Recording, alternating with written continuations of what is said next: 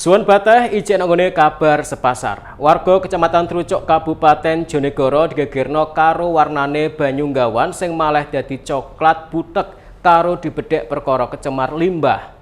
Jarene warga banyu sing malih coklat butek karo rusa iki nyebabno gatel-gatel nek kenek kulit.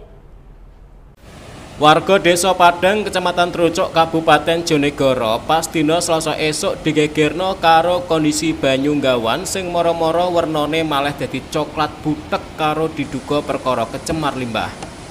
Ditelok teka lawang banyu bendungan gerak sing hubungno Desa Padang Kecamatan Trucuk karo Desa Ringinrejo Kecamatan Kaltidu, banyu sing mili teka lawang bendungan gerak iki wernane coklat ireng butek.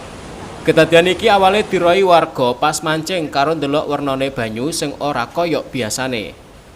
Alex, salah siji warga ngaku pas ape mancing dhek ngonangi banyu sing wernane wis coklat karo ireng butek iki. Malahe banyu nggawan perkara kecemar limbah iki ngekeki dampak no ekosistem. Salah sijine pirang-pirang iwak sing enek nek nggawan ketok ngambang.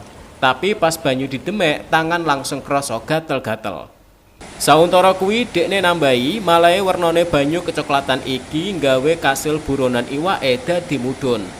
Ora mung nggawe werga deg-deg plas nggawan sing dadi sumber utama banyu kanggo kebutuhan mulai teko adus, umbah-umbah sampai irigasi pertanian iki dikuwatirno melok kedampak.